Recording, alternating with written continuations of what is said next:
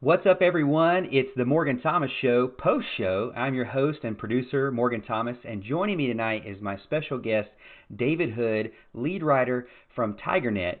Welcome to the show, David. Hey, thanks for having me on, Morgan. I appreciate it.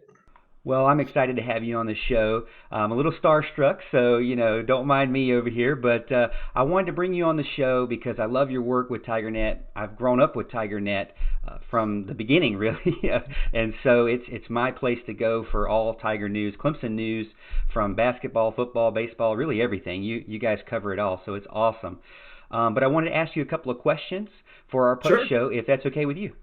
Yeah, and I'm glad everybody likes TigerNet. It keeps me gainfully employed. Yeah.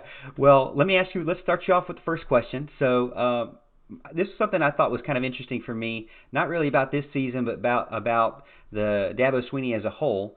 You talked to me earlier today and said that you started at the same time that Dabo Swinney started. So I want to know what's one of your favorite Dabo Swinney moments. Uh, you know, there is a moment that I think back during the 2011 season, it might have been in the fall camp portion of it.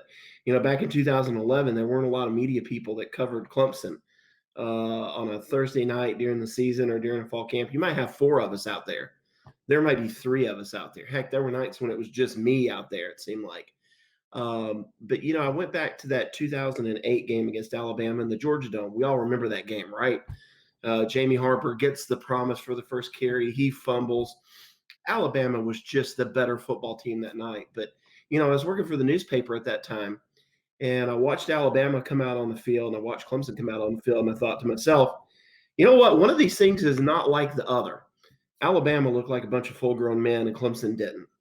And I said, I don't think this is going to be too close tonight. And it wasn't. So we were walking off the field in 2011. It was me and my wife, Nikki. She was my girlfriend then, and just Dabo. And it was one of those moments he was like, hey, hop on the golf cart. I'll give you a ride back to your car. How things have changed now. I mean, unbelievable. Dabo would never get away with that today. He'd be swarmed by people. But nobody was there. And I told him that story. And I said, I was watching your team come out of the gates tonight. And I look at him now, and I think you're getting a little bit closer to some of those big boys that I've seen. The Alabamas of the world and teams like that. And he kind of smiled, and he said, "We really are." But recruiting changes a lot of that. And of course, that was the year that Clemson got guys like Stephon Anthony, like Sammy Watkins. It's when a lot of those guys came in that kind of changed the program. And Dabo turned and he looked at me and he said, I will tell you this. I will make a prediction. He said, you've heard me say that this is going to be the best decade in Clemson history. And I said, yes. And he said, I truly believe that. I truly believe this is just starting. Forget the record last year. Forget the loss to South Florida in the bowl game. He said, if teams are going to get us, they better get us right now because they're not going to get us later. And you know what? He's been exactly right about that. And that is just one of those times that, that confidence from Dabo really shone through. And sure, there's a lot of other moments, but that one right there was just him kind of unguarded, no recorders on, no TV cameras on, him just being frank and him saying, look, it's getting ready to get pretty fun around here. So you better hop on board. And that's just always stuck out to me. Yeah, that really talks to his confidence. He always says believe. You got to be an over believer to be an overachiever, and that just sounds exactly like what Dabo Swinney would say. You got to have confidence and believe in yourself and believe in your strategy and your plan. And obviously, it's worked out for him because he's one of the winningest coaches in college football now. Yeah, it's funny. I'll ask him sometimes. I'll be like, did you ever envision this?